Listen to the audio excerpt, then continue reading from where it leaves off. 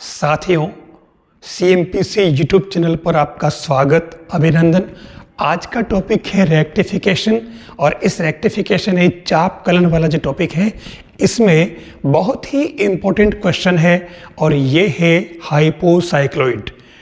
ये साइक्लोइड का other form है, ध्यान देना। और इसका जो इक्वेशन है x equal to a cos cube t और y equal to b sine cube t. हमें निकालना है इस कर्व की टोटल लेंथ, यानी इसके चाप की संपूर्ण लंबाई हमें फाइंड करनी है। तो चाप की लंबाई फाइंड करने के लिए हमें क्या क्या जरूरी चीजें वो हम इसमें लेते हैं। वीडियो को अंत तक जरूर देखना, तभी आपके ये टॉपिक क्लियर हो पाएगा। हम सबसे पहले इस कर्व को डिजाइन कर लेते हैं, यानी इसका डायग्राम बना लेते हैं।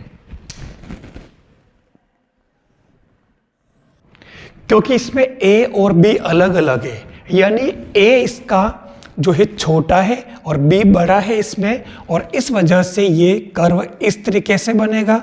ध्यान देना, ये इसका सिस्टम, ये आपके a है और ये b। हमें ये टोटल लेंथ निकालनी है, और टोटल लेंथ निकालनी, इसका मतलब अपन ये वाली लेंथ निकाल लेते हैं एक फर्स्ट क्वाड्रेंट की, और इसको अपन 4 से मल्टीप्लाई कर देंगे, हमारा काम हो जाएगा।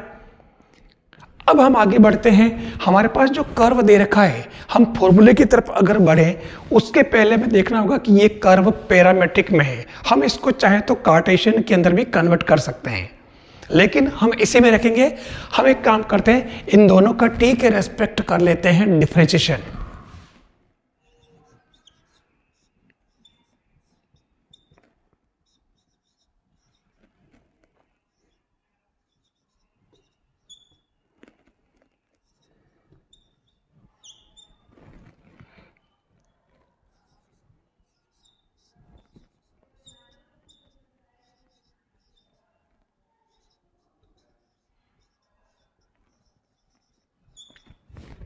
ये हमने इसका दोनों का x और y का t के रिस्पेक्ट कर लिया डिफरेंशिएशन।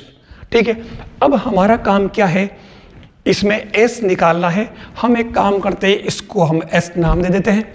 अब इसमें ये क्या होगा, ध्यान देना, हमारे को ये बात पहले से ही पता है कि s equal to integration of parametric equation जो होता है उसके लिए dx by d t whole square plus dy by d t whole square, और इस पूरे का रूट होता है। मैं काम करता हूँ, इसके पावर हाफ लगा लेता हूँ सुविधा के लिए। ये हमारे इसका इक्वेशन का निकालने का फॉर्मूला हो जाएगा, चाप कलन का, आर्क लेंथ का। हम इसमें इनकी वैल्यू पुट कर देते हैं, तो s इक्वल टू क्या हो जाएगा, dx अपॉन डी टी, यानी कि ये पूरा पोर्शन इसका स्क्वायर, तो क्या बनेगा 9a स्क्वायर। देखो dx बाई डी टी ध्यान देना, तो 9a स्क्वायर, और ये बनेगा आपके cos 4t sine square t, और नेक्स्ट वाला भी सेम ऐसे ही 9b square sine 4t cos square t, और बाहर आपके बन जाएगा dt पावर 1/2 रहेगा। ठीक है, वैल्यू पुट कर दी हमने।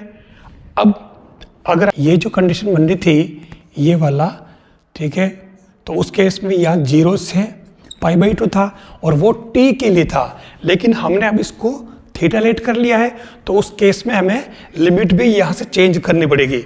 यानी जब थीटा इक्वल टू 0 है, ठीक है, यानी कि t इक्वल टू 0 है, तो उस केस में आपके थीटा कितना हो जाएगा, ये इसमें a स्क्वायर है, ठीक है, ये 0 ये 1 हो जाएगा, तो यहाँ पर a स्क्वायर, और जब ये आपके t इक्वल टू π/2 होगा तो ये 0 हो जाएगा और ये b स्क्वायर बन जाएगा।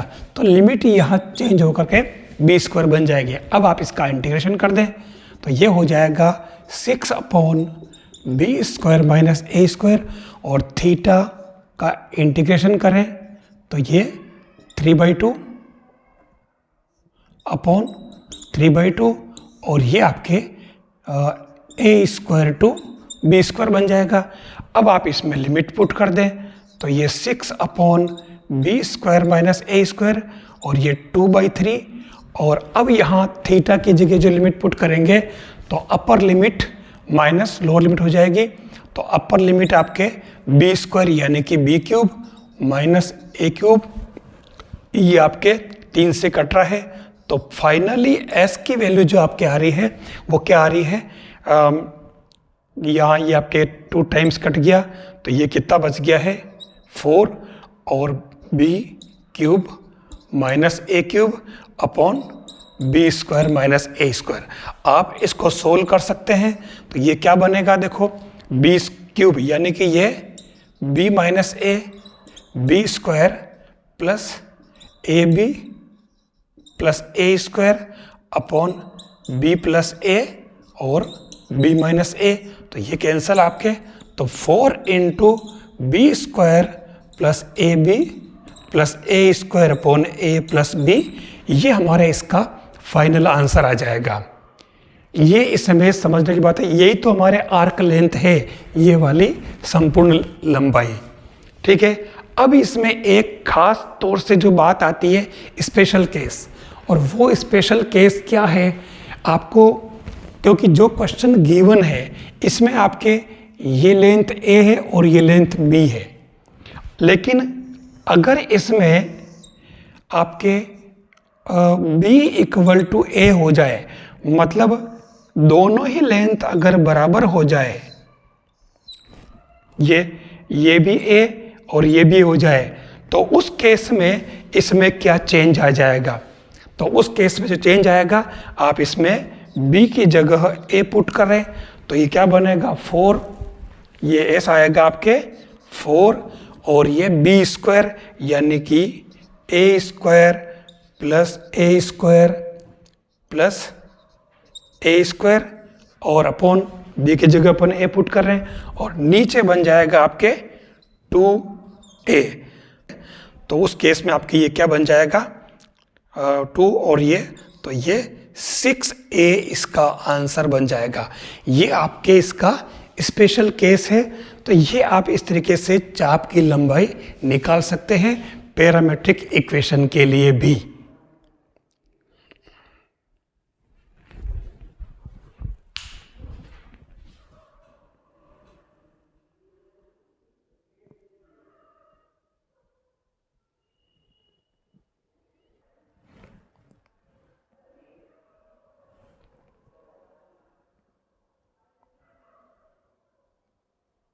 टेलीग्राम पर CMPC चैनल को अभी ज्वाइन करें और पाएं महत्वपूर्ण PDF और महत्वपूर्ण सूचनाएं। वीडियो देखने के लिए धन्यवाद। अन्य वीडियो देखने के लिए चैनल को अभी सब्सक्राइब करें।